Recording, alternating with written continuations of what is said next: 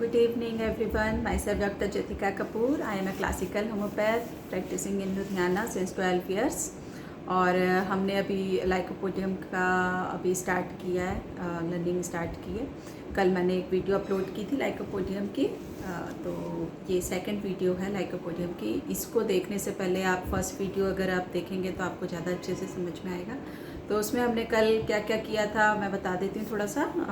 उसमें हमने general introduction लिया है लाइकोपोडियम का, तो उसमें हमने कल सारा उसका सोर्स जहाँ से हमको मेडिसिन मिलती है, ठीक है, plus sphere of action, elements उसके, और कॉन्स्टिट्यूशन कैसा होता है लाइकोपोडियम का, है ना, मियाज़म उसका, ठीक है, डायथेसिस, थर्मल, और थोड़ा सा माइंड के जो जनरल सिम्टम्स थे वो लिए थे हमने, करेक्टरिस्टिक लिए थे उसके। और फिर उसके बाद हमने कुछ डिफ्रेंशिएशन भी देखी थी जो हमारे ट्रायोज ऑफ फ्लैटुलेंस में 3 मेडिसिन थी उसके साथ। फिर उसके बाद हमने लाइकोपोडियम चाइल्ड का थोड़ा सा देखा था, ठीक है, मतलब रूब्रिक्स के थ्रू हमने कैसे स्टडी की थी कल। तो उसी को हम अभी आगे कंटिन्यू करने जा रहे हैं सेकेंड पार्ट में। तो इसमें हम आज क्या देखने वाले हैं, इसमें हम पहले मेल देखेंगे, थोड़ा सा मेल पार्ट देखेंगे लाइकोपोडियम का, और फिर उसके बाद हम पर्सनैलिटी कैसी होती है लाइकोपोडियम की उसको थोड़ा सा डिटेल में डिस्कस करेंगे कि उसकी लाइफ मतलब जर्नी कैसे होती है लाइकोपोडियम की, कैसे कैसे कैसे कैसे वो आगे प्रोग्रेस करता है। तो फिर उसके बाद हम थोड़ा सा डिटेल में उसके माइंड सिम्टम देखते हुए और कुछ रूब्रिक्स के थ्रू उसका देखेंगे, माइंड सिम्टम्स के रूब्रिक्स देखेंगे, और जो मतलब स्पेसिफिक रूब्रिक्स होंगे जो वो थोड़ा सा देखेंगे। यही आज हम सेकंड पार्ट में करेंगे। फिर कल मैं थर्ड वीडियो अपलोड करूँगी, उसमें हम ऐसे रूब्रिक्स डिस्कस करेंगे जिसमें सिंगल लाइकोपोडियम मेडिसिन पड़ी है। तो वो लगभग 70 से 80 रूब्रिक्स हैं, वो हम थर्ड पार्ट में डिस्कस करेंगे। तो एक ही वीडियो में नहीं हो पाएगा, एक ही वीडियो में फिर बहुत लंबा हो जाएगा, इसलिए मैंने 3 पार्ट्स में कर दिया। तो आज हम स्टार्ट करते हैं लाइकोपोडियम मेल कैसा होता है लाइकोपोडियम का। तो इसमें हम अगर देखने में कॉन्स्टिट्यूशन देखें उसका कि दिखने में कैसा लगेगा, तो उसके आप देख सकते हो कि बाल्डनेस होती है, रिसीडिंग बाल्डनेस, मतलब यहाँ से बाल जो होते हैं साइडों से ये वो खाली होते हैं और बाल्डनेस आ जाती है वहाँ पे। रिसीडिंग हेयर लाइन होता है, जो उसका मत्था होता है काफ़ी चौड़ा होता है, बाल काफ़ी पीछे से। तो रिसीडिंग हेयर लाइन लाइकोपोडियम में हेयर लाइन इसका ऐसा होता है। प्रीमेच्योर बाल्डनेस होने लगती है, जैसे अभी ज़्यादा एज भी नहीं हुई है मगर पहले से ही बाल्डनेस दिखना शुरू हो जाती है। और इसमें क्या होता है ना, लाइकोपोडियम में हाई लेवल ऑफ एंड्रोजन होता है और हाई लेवल ऑफ टेस्टोस्टेरोन होते हैं। तो जिसकी वजह से क्या होता है कि बाजू और चेस्ट पर तो बहुत सारे हेयर्स होते हैं बट स्कैल्प पर बाल्डनेस होती है। मेल सेक्सुअल ऑर्गन्स में इसका एक्शन बहुत स्पेसिफिक है, जैसे इसमें हमारे इरेक्टाइल डिसफंक्शन में बहुत यूज़ की जाती है। इसमें इरेक्शंस के इश्यूज होते हैं, विद नॉर्मल डिज़ायर नॉर्मल होएगी मगर इरेक्शन में प्रॉब्लम होती है। प्री मैच्योर एजैकुलेशन हो जाती है, और राइट साइडेड कंप्लेन इसमें ज़्यादा हम देखने को मिलती है। जैसे अगर मेल में हम देखें तो जैसे कईयों में किडनी की प्रॉब्लम है, किडनी स्टोन्स की प्रॉब्लम है, तो राइट में ज़्यादा आपको देखने को मिलेगी, राइट टू लेफ़्ट भी जा सकती है।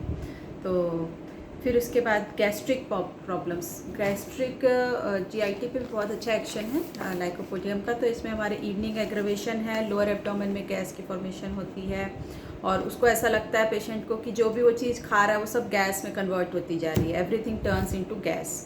एक्सट्रीम ब्लोटिंग होती है, पेट एकदम टाइट हो जाएगा, डिस्टेंडेड हो जाएगा, ब्लोटिंग होएगी, ठीक है। और लो एपेटाइट होती है, उसको जैसे लगता है थोड़ा सा खाना खाएगा तो उसको लगेगा मेरा पेट भर गया, उसको लगता है गैस बन गई। गैस बनने से क्या होगा, डिस्टेंशन हो जाएगी, ब्लोटिंग होएगी, तो उसको लगेगा फुलनेस वाली फीलिंग आएगी, उसको लगेगा पेट मेरा जल्दी से भर गया।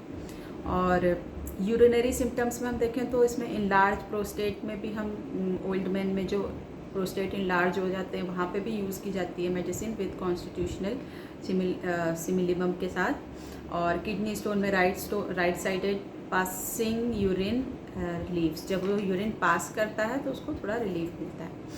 ये हो गया। फिर हम देखेंगे इसकी पर्सनैलिटी कैसी होती है, थोड़ा सा इसको हम डिटेल में डिस्कस करेंगे। उसकी डीप फीलिंग क्या होती है लाइकोपोडियम की, वो देखेंगे। तो वैसे जो लाइकोपोडियम पेशेंट होता है, लाइकोपोडियम की जो पर्सनैलिटी होती है वो बहुत ही ज़्यादा इम्प्रेसिव होती है, मतलब आप बहुत जल्दी इम्प्रेस हो जाओगे उनसे, मतलब उनकी ऐसी पर्सनैलिटी होती है। They are very intelligent and very intellectual. Intellectual और इंटेलिजेंट दोनों रूब्रिक्स में पड़ी हुई है लाइकोपोडियम। तो ये इंटेलिजेंट भी है और इंटेलेक्चुअल भी है, दोनों में क्या डिफरेंस है? इंटेलिजेंट क्या होते हैं, इंटेलिजेंट की क्या मीनिंग होती है ना? तो इंटेलिजेंट जो होता है वो मैं थोड़ा सा आपको इसकी मीनिंग पढ़ के बता देती हूँ, बाकी मैं फिर समझाऊंगी। The capacity for logic, for understanding, self awareness, learning, emotional knowledge, reasoning, planning, creativity, critical thinking and problem solving. मतलब ये एक इंटेलिजेंसी एक ऐसी चीज़ होती है जो इनबिल्ट, मतलब बाई बर्थ हमको मिलती है। कई लोगों को आपने देखा होगा जिन्होंने बहुत ज़्यादा पढ़ाई लिखाई भी नहीं की है, बहुत एजुकेटेड भी नहीं है, मगर उनके माइंड जो होता है वो इतना शार्प होता है कि वो हर चीज़ को जल्दी ग्रैस्प कर लेते हैं।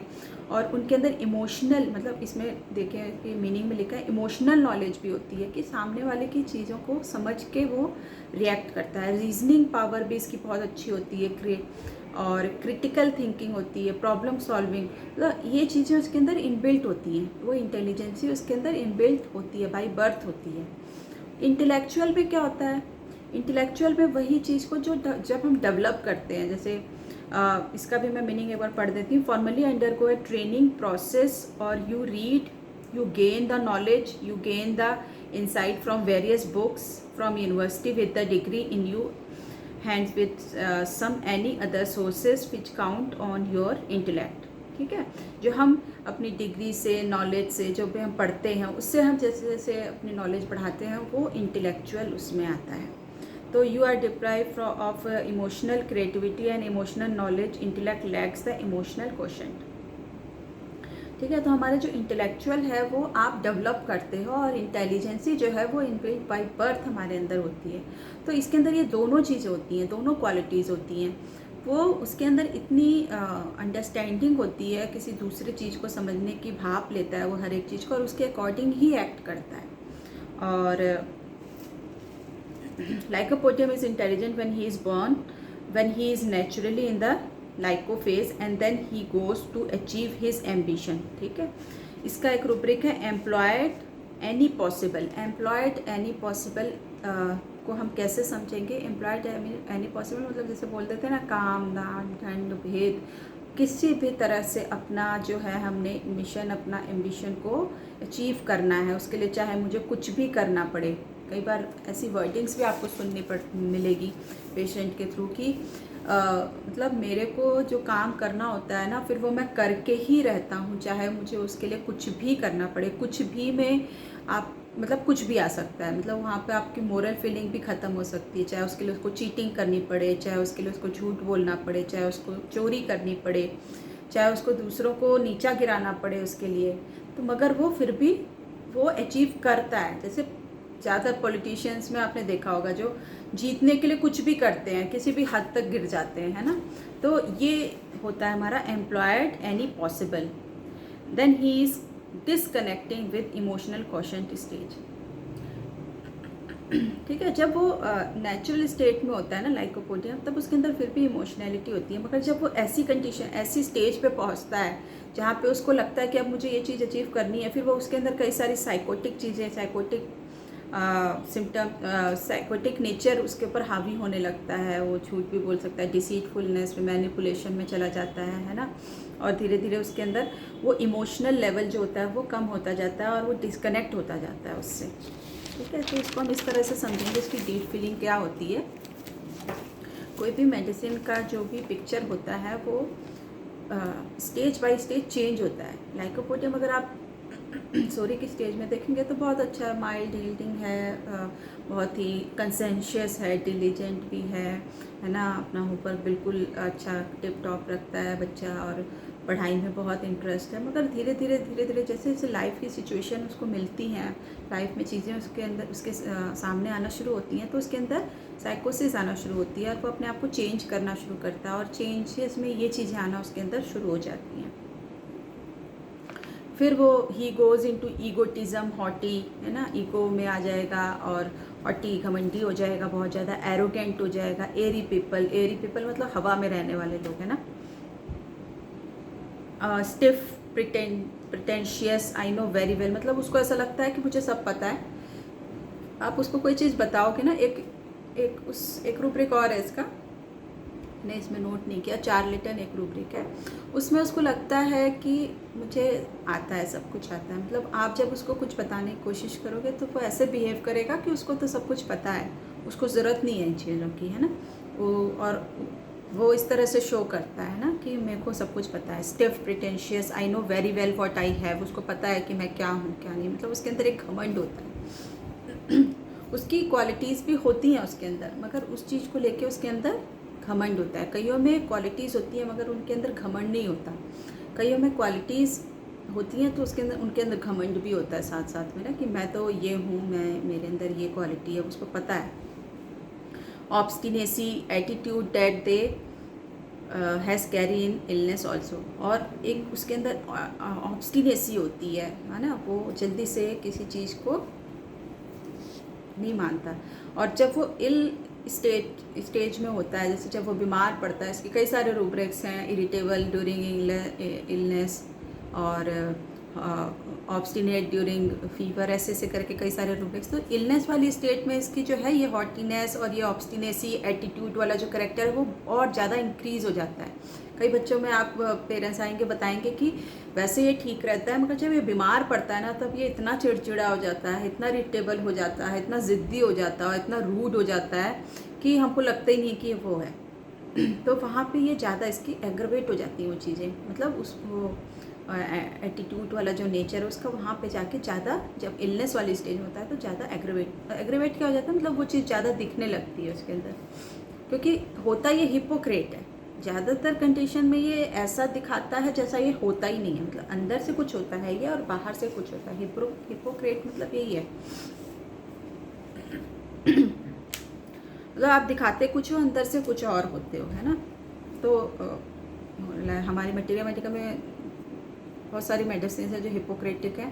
फास्फोरस है, फास्फोरस में भी बहुत हिपोक्रेसी होती है। पल्साटीला बहुत ज़्यादा हिपोक्रेट होती है, जो दिखाती है कि मैं बड़ी वो हूँ, उसको देख के दया आएगी, मतलब रोएगी धोएगी, उस दिखाएगी कि मैं बड़ी सीधी सादी हूँ, वो हूँ, अगर वो अंदर से बड़ी चंट होती है। तो हिपोक्रेट जो दिखाता कुछ है, अंदर से उसकी सोच कुछ और होती है ना। तो इस तरह का होता है लाइकोपोडियम भी। हॉटी होता है, स्टिफ होता है। हिपोक्रेसी में हम ऐसे भी ले सकते हैं, जैसे कई पेरेंट्स होते हैं ना, बोलते हैं कि बेटे को, अपने बच्चों को बोलते हैं, सीख देते हैं कि आपने मोबाइल नहीं ज़्यादा यूज़ करना, आपने बाहर का नहीं ज़्यादा खाना, लैपटॉप नहीं ज़्यादा देखना, और वही काम खुद भी कर रहे होते हैं, है ना। मतलब अगर आप वो चीज़ नहीं करोगे तो आपका बच्चा भी देख के वो चीज़ें नहीं करेगा, मगर आप हमेशा मोबाइल में रहते हो और आप अपने बच्चे को सिखाओ कि तो मोबाइल नहीं ज़्यादा यूज़ करना चाहिए, नहीं करना चाहिए, तो वो क्या है, वो आप एक्चुअल में वो चीज़ नहीं है और आप उसको प्रीच कर रहे हो, बता रहे हो बच्चे को, है ना। और कैसे होते हैं ये, सर्वाइवल ऑफ द फिटेस्ट, मतलब ये हर कंडीशन में सर्वाइव कर लेते हैं, इस तरह का होता है इनका कॉन्स्टिट्यूशन। तो इनको कोई भी चीज़ अगर ठान ली इन्होंने कि मैंने करनी है, तो वो चाहे जैसे भी करें, सीधे तरीके से करें, उल्टे तरीके से करें, टेढ़ी उंगली से घी निकालें, ऐसे मतलब एक कहावत है ना, सीधी उंगली से नहीं निकलेगी तो टेढ़ी उंगली से भी निकालेंगे। तो वही वाला हिसाब किताब होता है इनका। तो इनको ये नहीं होता कि ये चीज़ सही है या गलत है, ये सही रास्ते से ही मैंने आगे जाना है, ऐसा कुछ नहीं होता है। इनको बस पहुंचना है जहाँ पे, वहाँ पहुंचना है, चाहे वो सही हो रास्ता चाहे गलत हो रास्ता। पार्टी प्लेजर होते हैं, try to maintain relation of his own survival, ठीक है। ये हर किसी के साथ क्या कहते हैं, रिलेशन बना के रखना चाहते हैं, तोड़ना नहीं चाहते। अगर किसी के साथ इनकी नहीं भी बनती है, मगर उसके साथ एक लिंक हमेशा रखना चाहते हैं। उनको लगता है कि ऐसे रहने से उसकी सर्वाइवल मतलब एग्जिस्ट कर रहा है, वो ऐसे मतलब उसको पावर में रहेगा वो, है ना। कभी भी उनके साथ स्ट्रिंग तोड़ता नहीं है, ठीक है। हर किसी के साथ रिलेशन बना के रखना चाहता है, फ्लैटरिंग करता है, जैसे भी करके बना के रखे, फ्लैटरिंग के थ्रू, किसी भी थ्रू, ठीक है। और एक हमने पिछली वीडियो में देखा था, मॉर्निंग एग्रीवेशन है इनमें। तो ये जैसे सुबह उठेंगे इनको इरिटेबल से रहते हैं, स्कोल्ड ऑन वेकिंग, सुबह से उठ के डांटना शुरू कर देंगे सभी को, है ना, इस तरह का होता है। और एक हमारा डॉक्टर कैंट सर ने प्रिजम्पशियस एक है रूब्रिक, तो उसमें सिर्फ सिंगल लाइकोपोडियम रखी है उन्होंने। तो ये प्रिजम्पशियस क्या होता है? प्रिजम्पशियस का मतलब हिंदी में अगर हम इसकी मीनिंग देखते हैं तो परिकल्पना, है ना। उसको लगता है कि मैं कुछ भी पूछ सकता हूँ, किसी भी मतलब किसी के भी एक कंफर्ट जोन है या पर्सनल जोन में वो जाके चीज़ें पूछ सकता है। उसको ऐसा मतलब उसको ये नहीं कुछ फील नहीं होता कि मैंने ऐसी कोई क्वेश्चन पूछ लिया, डॉक्टर से कुछ ऐसे क्वेश्चंस पूछ लेगा पर्सनल क्वेश्चन। भाई तुमको क्या लेना देना मेरी पर्सनल लाइफ से, तुम क्या क्या है क्या नहीं है। आप ऐसे क्वेश्चंस कई होते हैं ना, पेशेंट आके एकदम से आपसे ऐसे क्वेश्चन पूछ लेते हैं कि आपको थोड़ा सा अनकंफर्टेबल, आप थोड़े से अनकंफर्टेबल हो जाते हो, है ना।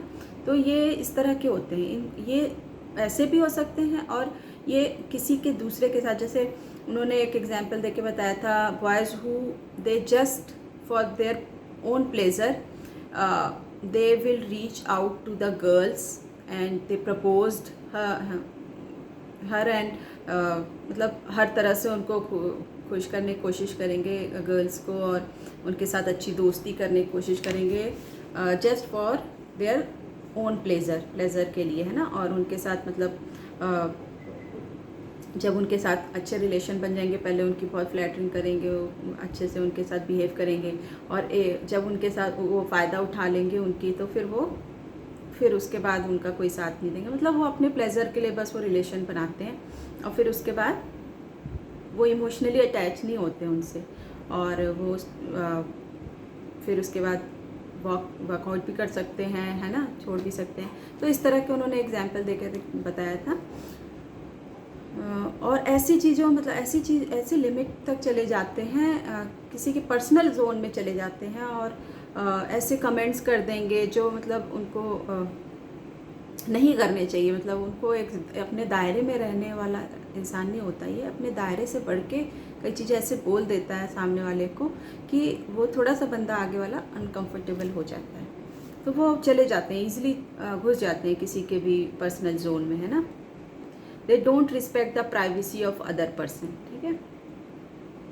ये प्रिजम्पशियस में आप समझ सकते हो कि वो कुछ भी कर सकता है। और कई पेशेंट आएंगे, मतलब क्लिनिक बंद होने का टाइम आ गया, एकदम से आएंगे, बोलेंगे कोई बात नहीं डॉक्टर साहब 15-20 मिनट तो आप रह ही सकते हो, कोई बात नहीं, लेट हो गया मैं, ऐसे मतलब उनको कोई कंसाइंस नहीं रहेगी कि मैं एक रिक्वेस्ट करके बोलती डॉक्टर साहब प्लीज़ मैं लेट हो गया हूँ, प्लीज़ आप 10 मिनट्स दे दीजिए। बोलेगा कोई बात नहीं डॉक्टर साहब 10 मिनट लेट ही चले जाओगे घर। तो इस तरह का होता है वो, है ना, ठीक है। रिप्रोचिंग अदर्स, ठीक है, अपने कई बार उसकी खुद की प्रॉब्लम मतलब गलती होएगी मगर दूसरों को रिप्रोच करेगा। लोकेसिटी मेकिंग स्पीचेस,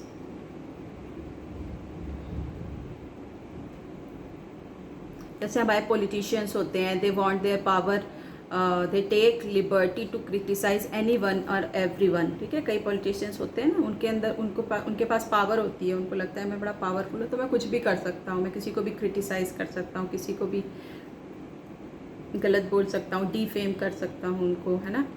और इनको पावर चाहिए, मेन इनकी नीड ही है पावर, इनको पावर चाहिए। इनको ऐसा लगता है कि मेरे घर में अगर मेरी वाइफ है, या फिर कई वाइफ भी हो सकती है लाइकोपोडियम, उनको लगता है कि फिर मेरा हस्बैंड मेरे कंट्रोल में रहे, या हस्बैंड सोचते हैं वाइफ मेरी कंट्रोल में रहे, है ना उनको। और जो उनको लगता है कि जो इनसे इन्फीरियर है उनको पूरा कंट्रोल में रखते हैं, जो सुपीरियर है उनके आगे इनकी कोई नहीं चलती है, ठीक है। रिप्रोचिंग अदर्स हो गया, loquacity making speeches, wants power, take liberty, है ना, स्लेंडर डिस्पोजिशन में डिफेम, गलत दूसरों के बारे में गलत चीज़ें बोलना, है ना। जो बंदा वो है भी नहीं उसके बारे में गलत फॉल्स चीज़ें दूसरों को बोलना, उनके ऊपर कलंक लगाना, ठीक है, ऐसे भी कर सकते हैं ये।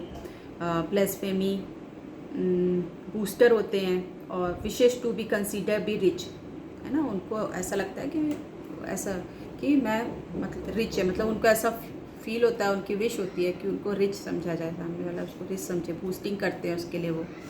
और एक इसके अंदर होता है कि ये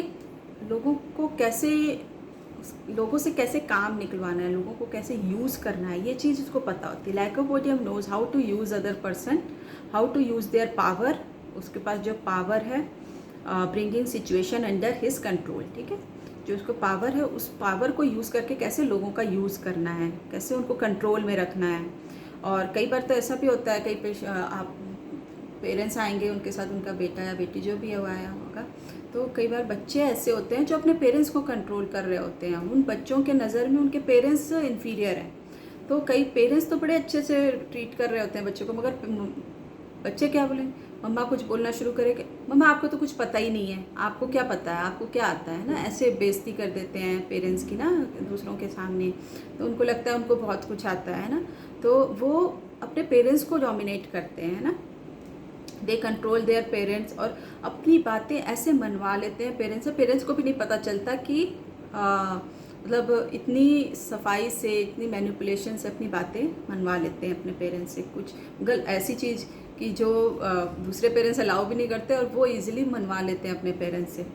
कर्सिंग, डिसीटफुल होते हैं, है ना, साइनिकल, डिसीटफुल, निंदाशील, मतलब साइनिकल मतलब निंदा करने वाले दूसरों की, ईगोटिज्म। और इनका जो बैठने का तरीका भी कई बार क्या होता है, एकदम स्टिफ ऐसे बैठेंगे जैसे घमंडी लोग एकदम होते हैं ना, एरोगेंट लोग होते हैं जो एकदम, उनके मतलब हंसी भी नहीं निकलेगी, है ना, बोलेंगे भी नहीं ज़्यादा, है ना। तो इस तरह की मतलब उनकी देख के एक ऑरा सा आता है। जब लाइकोपोडियम एंटर करता है ना, या तो वो फ्लैटरिंग स्टेज में रहेगा, आपकी फ्लैटरिंग करेगा, है ना। जब उसको, अगर उसको ऐसा लगेगा कि ये डॉक्टर में से इन्फीरियर है, तो वो आपको इसी तरह से आपके साथ बिहेव करेगा, बड़ा प्रिटेंशियस होके सीधा एकदम स्ट्रेट, थोड़ा सा हॉटी सा दिखेगा आपको ना, इस तरह का ऑरा होता है उसका। और सस्पिशियस भी होता है, और इसका सस्पिशन जो होता है वो वोकल नहीं होता, मतलब ये इस तरह का सस्पिशन होता है ये इसका, कि आपको लगेगा उसको देख के कि मैं कुछ कनेक्ट नहीं हो पा रहा हूँ इससे ना, मतलब जो ये चीज़ें बता रहा है वो मतलब बहुत कनेक्टेड नहीं फील कर पा रहा हूँ। डॉक्टर को ऐसा लगेगा पेशेंट के साथ, अगर वो बता रहा है अपनी चीज़ें, तो बहुत फेक सा मतलब, और बहुत एक होता है ना, एक नेव बंदा होता है जो भोला होता है, वो चीज़ें जब बताता है तो आप उससे कनेक्ट करते हो, एक वार्मनेस होती है पेशेंट के और आपके बीच की बातों में ना, एक वार्मनेस आती है। मगर इसके साथ जब आप बात कर रहे हो तो एक प्रैक्टिकल और कनेक्शन नहीं बन पाता, आपको ऐसा फील होएगा सस्पिश, मतलब वो कुछ बोलेगा नहीं ऐसा, मगर वो आपके अंदर आपको खुद फील आएगी है कि मैं इससे कनेक्ट नहीं कर पा रहा हूँ। और क्योंकि इसके क्या है, ये किसी को भी बहुत नज़दीक नहीं आने देता अपने। अप्रोच बीइंग एवर्जन टू, ठीक है, अप्रोच बीइंग एवर्जन, अप्रोच से इसको एवर्जन है ना। ट्रेडिशनल प्रेजुडाइज होता है, ट्रेडिशनल प्रेजुडाइज का मैंने एक उसमें लेक्सिस की शायद वीडियो बनाई थी, उसमें बताया था। जैसे कई पेशेंट्स आके बोलते हैं ना कि मेरे तो दादा दादी सभी को ये प्रॉब्लम थी, उनको भी अस्थमा था, उनको भी सांस की प्रॉब्लम थी, तो मुझे भी होएगी, या फिर हमारी तो फैमिली में चला आ रहा है शुगर, है ना, तो उसको ऐसा फील होता है, तो वहाँ पर आप ट्रेडिशनल प्रेजुडाइज लगाते हैं। लाफिंग, जॉयनेस, कॉशियस होता है बहुत, cautious anxiously, take care of things anxiously and cautiously, ठीक है, बहुत ज़्यादा कॉशियस होएगा, एंग्शियस होएगा। लाफिंग इनवॉलेंट्रीली, लाफिंग जॉयलेस, मतलब कोई हंसने वाली बात नहीं फिर भी हंस रहा है वहाँ पे, है ना, कई बार ऐसा भी होएगा। Forsaken, loved by his parents, 5 feels for not being. Forsaken का क्या मतलब होता है, जैसे किसी ने आपको छोड़ दिया, छोड़ने वाली जो फीलिंग आती है ना, उसको ऐसा फील होता है। Forsaken, beloved by his parents, 5। और strange from his family, strange का मतलब होता है जब किसी के साथ प्यार मोहब्बत सब खत्म हो जाए, वहाँ जहाँ वो स्ट्रेंजर बन जाए, मतलब अपनी फैमिली के साथ वो ऐसे रहेगा जैसे वो स्ट्रेंजर है, उनके साथ बहुत कोई अटैचमेंट नहीं दिखेगी। और वहीं पे आप उसके बाहर के जो सिचुएशन है, बाहर के लोगों के साथ अगर रिलेशनशिप देखोगे तो वहाँ पे बहुत ज़्यादा लोग उसकी बहुत तारीफ़ करते होंगे कि अरे ये तो बहुत ही अच्छा बंदा है, बहुत हेल्पिंग है और बहुत इमोशनल है, ये है वो है ना। तो वहाँ मगर फैमिली में कैसा है, वो स्ट्रेंज फ्रॉम हिज फैमिली। घर वाले उसकी हमेशा शिकायत करेंगे कि नहीं ये तो इनका तो कोई वो ही नहीं है, और ऐसे मतलब वो रहता भी है कि घर वाले उसकी तारीफ़ भी बहुत करते हैं, मगर घर वालों को भी यही चीज़ फील होती है, उसके जो फैमिली मेम्बर्स होते हैं, पेरेंट्स हैं या उसकी वाइफ है जो भी है, उनको भी एक इमोशनल कनेक्शन नहीं फील होती उसके साथ, है ना। उसको लगता है कि मतलब सब कुछ अच्छा है, इतने अच्छे से रहते हैं, क्योंकि वो हर किसी को खुश रखना चाहता है, प्लीज़ करके रखता है सबको, है ना, और सबके साथ रिलेशन बना के रखता है, मगर उसकी अंदर से वो इमोशनल अटैचमेंट ना होने की वजह से वो लोगों के अंदर वो कनेक्शन नहीं बना पाता। तो वो लोगों को फील होती है, एक फीलिंग सी आती है उनके अंदर कि एक कनेक्शन नहीं है जो एक होना चाहिए, ठीक है। और एम्बिशियस होता है, लव ऑफ पावर, बहुत एम्बिशियस होता है, उसको पावर चाहिए होती है। करप्ट होता है, विनल होता है। विनल का मतलब होता है tendency to have to corrupt, corruption वाली टेंडेंसी ही है उसके अंदर, है ना, क्योंकि उसको जो भी चीज़ करनी है उसको करनी है, चाहे वो सीधे उंगली से, चाहे टेढ़ी उंगली से, चाहे सीधे रास्ते से, गलत रास्ते से। कवार्डाइज होता है, तो शुरू में ही बता दिया था मैंने, dictatorial with air of command, मतलब इस तरह का होता है ना, ये इतना डिक्टेटोरियल होता है, डोमिनेटिंग होता है कि इसकी हवा चलती है, जैसे घर में हाँ बोल देते हैं ना, इसकी तो हवा चलती है। तो घर में जाएगा तो लोग, मतलब बच्चे जैसे हैं, अगर ये डोमिनेटिंग है तो बच्चे डरेंगे उससे, है ना, उसकी चलेगी, ऐसे इस तरह का होता है। कन्फ्यूजन डेली अफेयर्स अबाउट, है ना, जब उसकी एक एक स्टेज बढ़ना शुरू होती है, पहले कैसा होता है, फिर धीरे धीरे जब लाइफ की सिचुएशन चेंज होती है, एम्बिशन आता है, ये चीज़ें होती हैं, फिर वो इसके अंदर ये आना शुरू हो जाता है, कन्फ्यूजन डेली अफेयर्स अबाउट, है ना, confusion from mental exertion while reading, concentration difficult, aversion to concentration, concentration difficult while calculating, और कैलकुलेशन इनएबिलिटी में भी है, ये मैथमेटिक इनएबिलिटी में भी है, लाइकोपोडियम, कैलकेरिया कार बेलाडोना भी है हमारे कैलकुलेशन इनएबिलिटी में। मतलब ये पढ़ लेता है, जैसे कई चीज़ें होती है ना, हमको नॉलेज बहुत है, कई लोगों को आपने देखा होगा उसको नॉलेज बहुत है, मगर वो उस चीज़ को प्रैक्टिकल लाइफ में अप्लाई नहीं कर पा रहा है, उसका बेनिफिट नहीं उठा पा रहा है, क्योंकि वो कैलकुलेशन उसके अंदर जो होती है ना, वो इतने अच्छे से वो नहीं कर पाता है। तो वो क्या करता है, तो जो चीज़ उसको आती भी होती है मगर उसको अप्लाई नहीं कर पाता है प्रैक्टिकली कई जगहों पर ना, तो वहाँ पे फिर उसको फेलियर मिलते हैं। Rejecting, unable to reflect, thinking aversion to, helplessness feeling आ जाएगी फिर उसके अंदर, laughing involuntary on serious matter. फिर हमारे एलिमेंट्स, इसमें हमने शुरू में भी देखे थे, elements from being abused, elements from being hurt, elements from anger suppressed. Anger suppressed कहाँ पे आएगा, जहाँ पे उसको लगेगा कि ये सुपीरियर है, वहाँ पे अपना गुस्सा नहीं निकाल पाएगा, तो उसकी वहाँ पे एंगर वो सप्रेस करेगा अपना, अगर मैं गुस्सा निकालूंगा तो मेरा नुकसान हो जाएगा, तो ऐसी जगहों पे गुस्सा नहीं निकालेगा। और जहाँ पे इन्फीरियर लोग हैं उनके ऊपर तो पूरा गुस्सा निकालेगा, वहाँ पे तो पूरा वो गुस्से वाला नेचर उसका दिखेगा। एलिमेंट्स फ्रॉम ईगोटिज़म, उसके अंदर इतनी ईगो होती है कि उसकी वजह से भी उसके अंदर एलिमेंट्स आना शुरू हो जाती हैं। एलिमेंट्स फ्रॉम इमोशनल एक्साइटमेंट, ठीक है, इमोशनली कई बार बहुत हैप्पी है या वो है दुखी है या हैप्पी है, तो वहाँ पे इमोशनल एक्साइटमेंट की वजह से एलिमेंट्स आ जाएंगे। Elements from rudeness of other, elements from mental work, elements from being scorned, ठीक है, ये सारा क्या। एमोरस होता है, एमेटिवनेस होता है उसके अंदर, एमोरस मतलब इंक्रीज सेक्सुअल डिज़ायर कोई उसमें ही लेते हैं, रसिक टाइप के लोग होते हैं ना जो इस तरह का। और अनफॉर्चुनेट फीलिंग होती है इसके अंदर, इसको लगता है मेरी तो किस्मत ही ख़राब है, इस तरह से बोलते हैं पेशेंट आके आपके पास।